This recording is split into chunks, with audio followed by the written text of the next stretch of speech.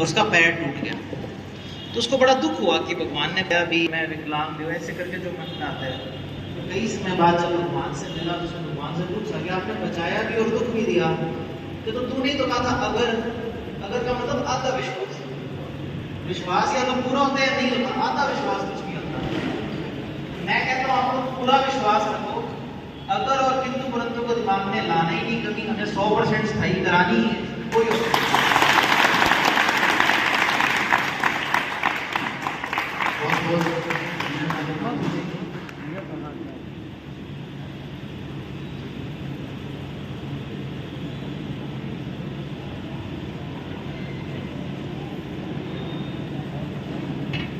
कोई लाइव चल रहा है, लाइव चल रहा है।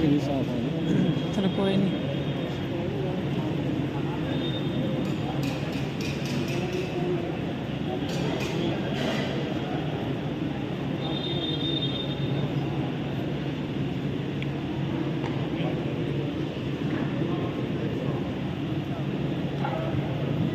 मैं डॉक्टर साहब का एक बार फिर से बहुत बहुत धन्यवाद करता हूँ और बताइए के साथ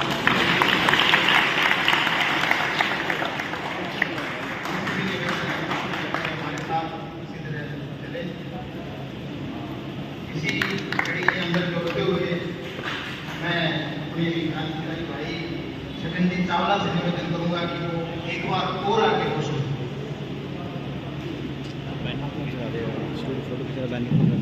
बैंडर करो, दो बैंडर करिए, बैंडर ऊपर कर लो,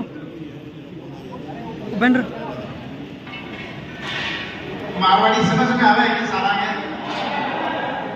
मारवाड़ी बोलने में कोई दिक्कत तो बड़ी सारा मेरा आवाज दो, हम जिंदा है, आवाज दो, हम एक हैं, आवाज दो, हम एक हैं। आवाज आपकी अगर इजाजत हो तो मैं बैठ जाऊं क्या? बैठ जाओ। हकीकत है कि अभी पूर्व वक्ता डॉक्टर साहब हमारे बीच में से गए तो उन्होंने हमारे सबके बीच में एक नई एनर्जी पैदा की। हमें शायद ऐसा लगने लग गया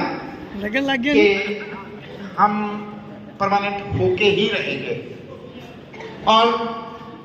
100% सच है कि अगर हमारा अटूट विश्वास है तो हमें उस मंजिल से पहले कोई नहीं रोक सकता। मैं आपके बीच में से ही निकला हुआ भूत हूं, भूत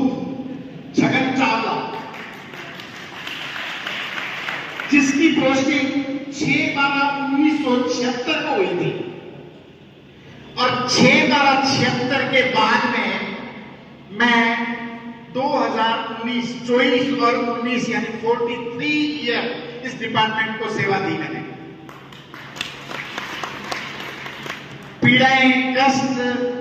टारगेट, दाम, ये शायद आप और हम सारे जानते हैं कि हमने क्या क्या फेस किया और मुझे लगता है कि हमारे समय से अब कुछ ज्यादा ही विकट परिस्थितियां होती जा रही है। फिर भी ठीक है, जैसा समय है, डॉक्टर साहब का सोचने का, कहने का, आश्वस्त करने का एक अलग नजरिया था। क्यों कि मुझे लगता है जहां भी कि उनमें फाइनेंशियली और सामाजिक दोनों तरफ से वो अपने आप में संतुष्ट थे, जबकि हर ईडी मुझे नहीं लगता, हो सकता है 5-7-10 ईडी में ऐसे मेरे भाई बैठे हों जो अपनी लाइफ से, अपनी फाइनेंशियली पोजीशन से, अपने परिवार से संतुष्ट हो गए। जरूर निश्चित रूप से हर आदमी कोई ना कोई परेशानी फेस कर रहा है और जहां फाइनेंशियली परेशानी या सामाजिक परेशानी है उसमें आत्मविश्वास की कमी स्वयं ही आ जाती है।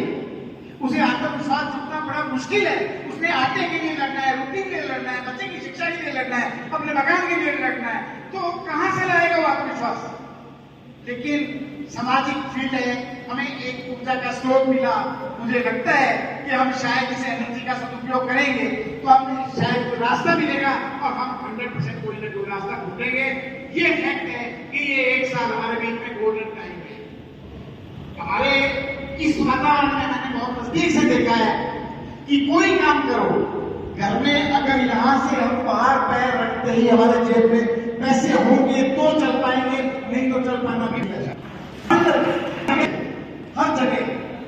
मेरा सभी भाइयों से निवेदन है कि बहुत हद तक संभव है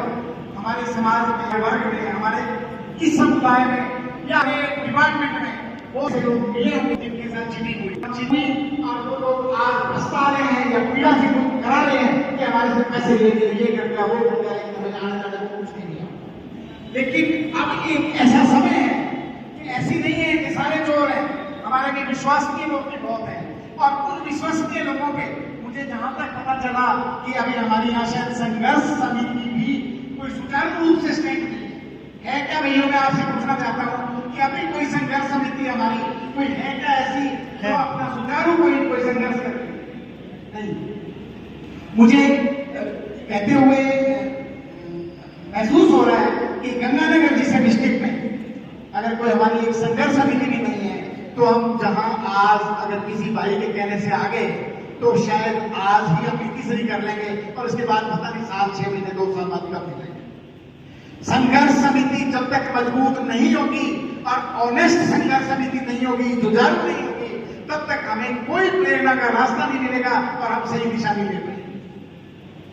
हमें संघर्ष समिति में उन लोगों का चयन करना है जो अपने समर्पण से पेश आ सके, अपना समय दे सके,